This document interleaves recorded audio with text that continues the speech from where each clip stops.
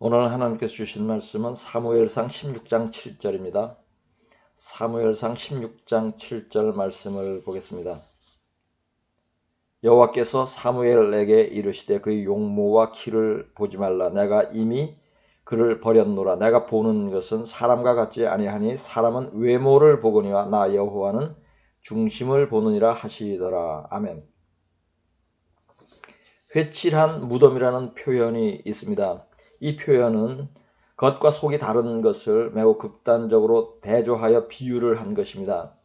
회칠은 현대의 단어로 페인트칠입니다. 벽이나 담이 더러울 때에 깨끗하게 단정하기 위하여 페인트칠을 합니다. 그런데 페인트로 겉은 깨끗하게 하였지만 벽에 있던 더러운 낙서나 오염된 것이 없어진 것은 아닙니다. 다만 페인트칠로 덮고 가린 것입니다.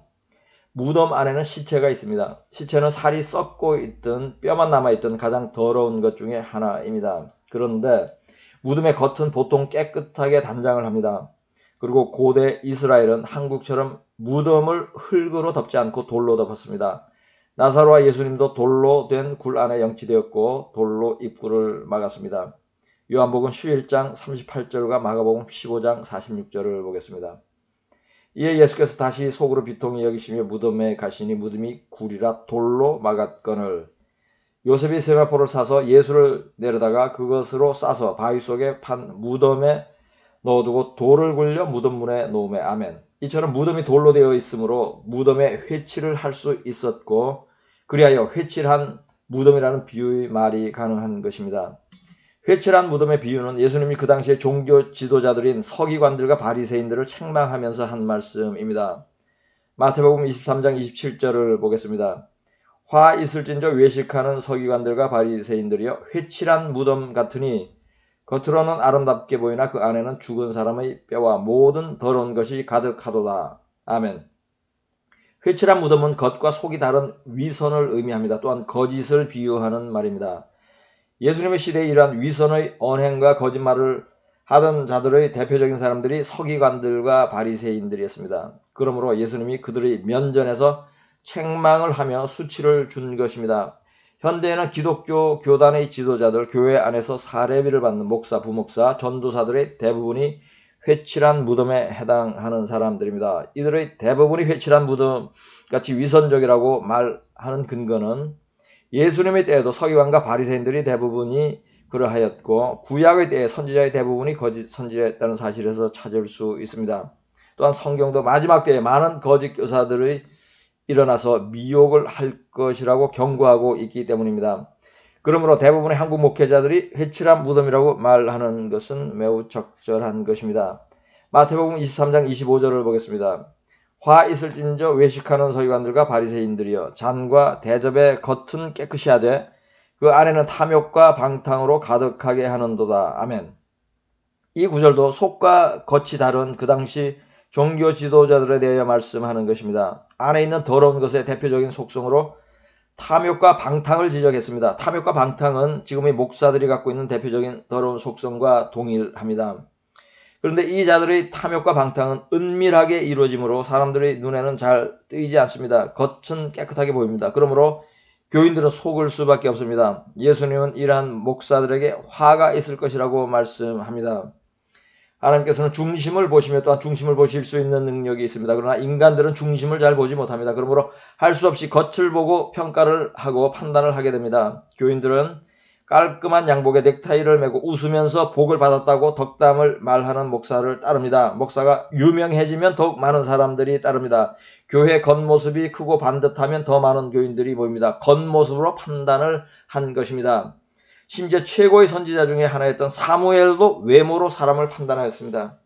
2세의 장남이 외모가 출중해 보임으로써 그가 하나님이 왕으로 기름 부을 자일 것으로 판단을 잘못하였습니다. 사무엘상 16장 6절 7절을 보겠습니다. 그들이 오매 사무엘이 엘리압을 보고 마음에 이르기를 여호와의 기름 부으실 자가 과연 주님 앞에 있도다 하였더니 여호와께서 사무엘에게 이르시되 그의 용모와 키를 보지 말라. 내가 이미 그를 버렸노라. 내가 보는 것은 사람과 같지 아니하니 사람은 외모를 보거니와 나 여호와는 중심을 보느니라 하시더라. 아멘. 이처럼 성경은 하나님은 중심을 보시고 사람은 외모를 본다고 말씀합니다. 이 구절은 이새의 장남 엘리압이 왕으로 지명되는 판정에서 불합격한 것을 보여줍니다. 용모도 잘생기고 키도 크지만 마음의 중심이 바르지 못함으로 왕으로 지명되지 못한 것입니다. 위선과 마음의 간사함으로 사람은 속일 수 있어도 하나님은 속일 수가 없습니다. 이새의 모든 아들들이 상당한 믿음이 있었을 것으로 여겨지는데 그 이유는 유다 지파의 후손으로 예수님의 족보를 이은 이새의 후손들이기 때문입니다. 그러나 7은 모두 마음의 중심 평가 시험에서 낙방하였고 8째 아들 다윗만 합격을 한 것입니다. 여기에는 믿는 자들에게 주는 교훈이 있습니다. 하나님은 여러분의 마음과 생각을 모두 알고 계신다는 사실입니다. 그리고 그에 합당한 대우를 한다는 것입니다. 그러니 마음속의 정결함에 매우 주의를 기울여 깨끗하게 해야 합니다. 신실한 사람으로 인정을 받는 사람 중에도 마음이 간사한 사람들이 있습니다. 이새의 아들 8명 중에 7이 그러했다면 교회 안의 사람들이 이보다 덜하지 않을 것입니다. 교회 안의 위선과 거짓의 문제가 심각한 이유는 남은 모르기 때문입니다. 다른 사람은 모르니 권면이나 책망을 해줄 수도 없습니다. 그러니 이것은 자신이 스스로를 조명하여 풀어야 할 문제입니다. 저는 이러한 사람들을 종종 경험합니다. 겉에 드러난 언행과 삶이 매우 신실해 보였으나 거짓과 시기와 이간하는 마음을 교묘하게 숨기고 있었습니다. 그러나 성령께서 조명해 주셔야 알게 되었고 그러한 경험으로 인하여 이 설교를 하도록 영감을 받게 되었습니다. 성경의 두 인물의 중심을 비교하며 그들이 받은 복과 화를 대비해 보겠습니다. 이 두 인물은 사울과 다윗입니다. 이스라엘의 역사는 이 두 사람을 제외하고 말할 수 없을 것입니다. 사울은 이스라엘의 초대 왕이었고 다윗은 예수 그리스도의 예표적인 인물로서 하나님께서 가장 사랑한 하나님의 종 중에 하나입니다. 먼저 사울에 대하여 살펴보겠습니다. 사울이 왕으로 지명받을 때를 보겠습니다. 사무엘상 9장 21절과 10장 22절을 보겠습니다. 사울이 대답하여 이르되 나는 이스라엘 지파의 가장 작은 지파 베냐민 사람이 아니니까 또 나의 가족은 베냐민 지파 모든 가족 중에 가장 미약하지 아니하니까 당신이 어찌하여 내게 이같이 말씀하시나이까 하니 아멘. 그러므로 그들이 또 여호와께 묻되 그 사람이 여기 왔나이까 여호와께서 대답하시되 그가 진보다리들 사이에 숨었느니라 하셨더라. 아멘. 사무엘은 사울에게 이스라엘의 왕으로 임명될 것이라고 언지를 해주었습니다. 그러자 사울은 자신이 가장 작은 지파 중에서도 가장 작은 집안의 사람이라고 겸손한 태도를 보였습니다. 그리고 실제로 임명을 받을 때는 부끄러워하며 진보다리 사이에 숨었습니다. 이 두 구절에서 보여주는 사울은 매우 겸손한 사람입니다. 그러나 왕에 임명된 후에는 사람이 변해갑니다. 변한 것인지 원래의 모습을 감추었다가 본색을 드러낸 것이 분명하지는 않지만 이 자의 거짓말과 불순종과 패역함을 볼 때에 도중에 변한 것이 아니라 원래 마음의 중심을 사람들에게 숨긴 것으로 보여집니다. 그렇다면 하나님께서는 사울의 중심을 보지 못하고 왕으로 세운 것이겠습니까? 그렇지 않습니다. 하나님은 외모로 왕을 세우고 싶은 이스라엘 백성의 마음을 알았기 때문에 백성의 뜻을 존중하여 키가 크고 준수하게 생긴 사울을 왕으로 세운 것입니다. 사무엘상 9장 2절을 보겠습니다. 기스에게 아들이 있으니 그의 이름은 사울이요 준수한 소년이라. 이스라엘 자손 중에 그보다 더 준수한 자가 없고 키는 모든 백성보다 어깨 위만큼 더 컸더라. 아멘. 이스라엘의 초대 왕이 된 사울은 블레셋 장수 골리앗을 죽인 다윗을 자신의 군대 장관으로 삼았습니다. 그러나 다윗이 전쟁에서 승승장구하자 백성들이 다윗을 칭송하였습니다. 그러자 사울은 질투심으로 다윗을 죽이려고 했습니다. 사무엘상 19장 1절을 보겠습니다. 사울이 그의 아들 요나단과 그의 모든 신하에게 다윗을 죽이라 말하였더니 아멘. 사울의 마음의 중심이 드러나기 시작한 것입니다. 능력 있는 충신을 시기하는 마음으로 죽이려는 것입니다. 또한 사울이 거짓으로 사죄하는 모습에서도 사울의 깨끗하지 못한 중심을 볼 수 있습니다. 다윗이 사울의 위협을 피하여 도망 다닐 때에 사울을 죽일 기회가 있었지만 다윗은 그렇게 하지 않았습니다. 그러자 사울은 다윗을 아들이라고 부르며 사죄하고 다윗을 다시 죽이려 하지 않겠다고 약속을 하였습니다. 사울은 이러한 약속을 2번이나 하였습니다. 사무엘상 24장 17절 18절을 보겠습니다. 다윗에게 이르되 나는 너를 학대하되 너는 나를 선대하니 너는 나보다 의롭도다. 네가 나 선대한 것을 오늘 나타냈나니 여호와께서 나를 내 손에 넘기셨으나 네가 나를 죽이지 아니하였도다. 아멘. 다음은 사무엘상 26장 21절을 보겠습니다. 사울이 이르되 내가 범죄하였도다. 내 아들 다윗아 돌아오라. 네가 오늘 내 생명을 귀하게 여겼은즉 내가 다시는 너를 해하려 하지 아니하리라. 내가 어리석은 일을 하였으니 대단히 잘못되었도다 하는지라. 아멘. 그러나 사울은 그가 한 사죄의 말을 무시하고 다시 다윗을 죽이려고 했습니다. 다윗이 사울을 2번이나 죽일 수 있는 기회가 있었음에도 살려주었는데 다시 다윗을 죽이려 한 것입니다. 이 자의 더러운 중심이 다시 드러난 것입니다. 이번에는 사울의 또 다른 패역한 모습을 보겠습니다. 사울이 다윗에게 적개심을 품고 죽이려 할 때에 아들 요나단이 다윗의 편을 들었습니다. 그래서 사울은 아들에게 심한 욕을 하며 단창을 던져 죽이려 하였습니다. 사무엘상 20장 30절과 33절을 보겠습니다. 사울이 요나단에게 화를 내며 그에게 이르되 패역 무도한 계집에 소생한 네가 이새의 아들을 택한 것이 네 수치와 네 어미의 벌거벗은 수치됨을 내가 어찌 알지 못하랴. 사울이 요나단에게 단창을 던져 죽이려 한지라. 요나단이 그의 아버지가 다윗을 죽이기로 결심한 줄 알고. 아멘. 이 구절은 사울의 마음과 입과 행동이 모두 더럽고 악한 자라는 것을 보여주는 것입니다. 아들에게까지 저주를 하고 살해를 하려는 이자 사울은 참으로 악하고 패역하기 이를 데 없는 자입니다. 사울은 아말렉을 진멸하라는 여호와의 명령에 불순종하였고 왕으로 제사를 지내는 죄를 지었습니다. 하나님이 다윗에게 왕으로 기름 부은 줄 알고도 다윗을 계속 죽이려고 하였습니다. 사울은 귀신이 들리고 신접한 자를 찾는 듯 영적으로 완전히 몰락해 갔습니다. 사울은 원래 이러한 자였는데 중심을 모르는 인간들은 겉모습에 속아서 왕을 잘못 뽑은 것입니다. 용모가 준수하고 키가 매우 크므로 보기에도 좋았고 전쟁에도 능할 것처럼 보이므로 왕으로 삼은 것입니다. 다음은 다윗에 대하여 살펴보겠습니다. 다윗의 중심이 좋은 것은 사울에게 원수를 갚지 않은 데서 잘 드러납니다. 자기를 죽이려고 오랫동안 쫓아다닌 사울을 죽일 기회가 있었지만 살려주었습니다. 그 이유는 한 가지입니다. 사울이 하나님께서 기름 부은 왕이었기 때문입니다. 사무엘상 24장 10절을 보겠습니다. 오늘 여호와께서 굴에서 왕을 내 손에 넘기신 것을 왕이 아셨을 것이니이다. 어떤 사람이 나를 권하여 왕을 죽이라 하였으나 내가 왕을 아껴 말하기를 나는 내 손을 들어 내 주를 해하지 아니하리니 그는 여호와의 기름 부음을 받은 자이기 때문이라 하였나이다. 아멘. 다윗이 이렇게 한 것은 사람에 대한 긍휼을 베푼 것이지만 그 이전에 하나님에 대한 경외심과 순종의 모습을 보인 것입니다. 하나님을 사랑하는 사람은 그 마음의 중심도 이처럼 깨끗하고 온전합니다. 다윗은 사울을 해하지도 않았지만 사울의 집안이 모두 망한 후에 그의 후손도 선대하였습니다. 자신을 죽이려 한 선임 왕의 후손을 선대하는 경우는 없습니다. 보통은 죽임을 당합니다.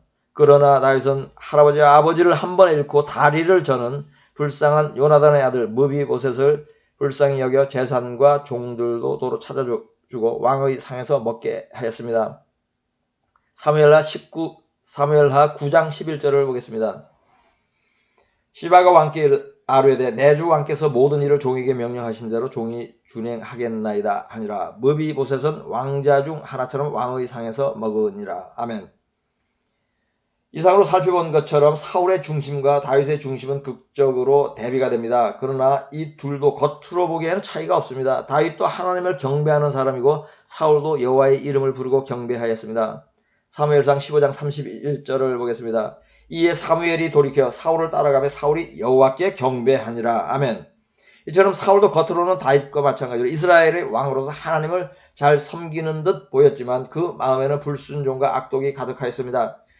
그리하여 결국에는 자신은 물론 온 집안이 망했습니다. 이처럼 사람은 마음에 품은 것을 따라 다윗처럼 복도 받고 사울처럼 저주도 받는 것입니다. 속마음을 사람은 속일 수 있어도 하나님은 속일 수가 없습니다. 이것이 위선적인 사람들이 빠질 수밖에 없는 딜레마입니다. 그럼에도 불구하고 회칠한 무덤들은 남을 속임으로써 자신의 형통을 도모합니다. 이렇게 하는 것은 어리석은 것입니다. 이러한 자들의 말로가 바로 사울과 같이 되는 것이고 화 있을 서기관과 바리새인들처럼 되는 것입니다. 그러니 마음과 양심을 먼저 깨끗하게 해야 할 것입니다. 그리고 그것이 선한 행동으로 이어져야 합니다. 야고보서 4장 8절을 보겠습니다. 하나님을 가까이 하라. 그리하면 너희를 가까이 하시리라. 죄인들아 손을 깨끗이 하라. 두 마음을 품은 자들아 마음을 성결하게 하라. 아멘. 두 마음을 품었다는 것은 선한 마음과 악한 마음을 함께 가진 것을 의미합니다. 또한 겉으로는 선한 척하나 속에는 악함이 있는 것을 뜻합니다. 손을 깨끗하게 하는 것은 깨끗한 삶을 살라는 것이고, 마음을 성결하게 하라는 것은 마음의 중심을 깨끗하게 하라는 것입니다. 깨끗한 마음에서 깨끗한 행실이 나오는 것입니다. 예수님은 3년 동안 제자들을 가르치면서 칭찬을 한 적이 거의 없습니다. 다른 사람도 아닌 예수님의 가르침을 받았다면 그 믿음과 사역의 모든 면에서 상당히 칭찬받을 만 했을 것이라고 여겨지는데, 제자들은 거의 칭찬을 듣지 못했습니다. 대신에 수시로 책망을 받았습니다. 그럼에도 예수께서 칭찬을 한 제자가 한 사람 있기는 합니다. 요한복음 1장 47절을 보겠습니다. 예수께서 나다나엘이 자기에게 오는 것을 보시고 그를 가리켜 이르시되, 보라, 이는 참으로 이스라엘 사람이라, 그 속에 간사한 것이 없도다. 아멘. 여기서 예수님이 나다나엘을 칭찬한 포인트를 주목해 보고자 합니다. 그것은 간사함이 없다는 것입니다. 이것은 두 마음을 훔지 않았다는 것입니다. 회칠한 무덤이 아니라는 것입니다. 자신의 유익을 위해 거짓말하는 자가 아니라는 것입니다. 사람의 면전에서는 웃고 뒤돌아서는 욕을 하는 자가 아니라는 것입니다. 11조를 도둑질하지 말라고 가르치고 자신은 헌물을 도둑질하는 자가 아니라는 것입니다. 예수님이 칭찬하는 거의 유일한 대상이 하나 있습니다. 그것은 믿음이 큰 사람입니다. 그러나 거기에는 예수님의 제자들은 하나도 포함되지 않았습니다. 그리고 이스라엘 사람도 하나도 없습니다. 예수님이 칭찬을 한 믿음이 큰 사람은 모두 이방인들이었습니다.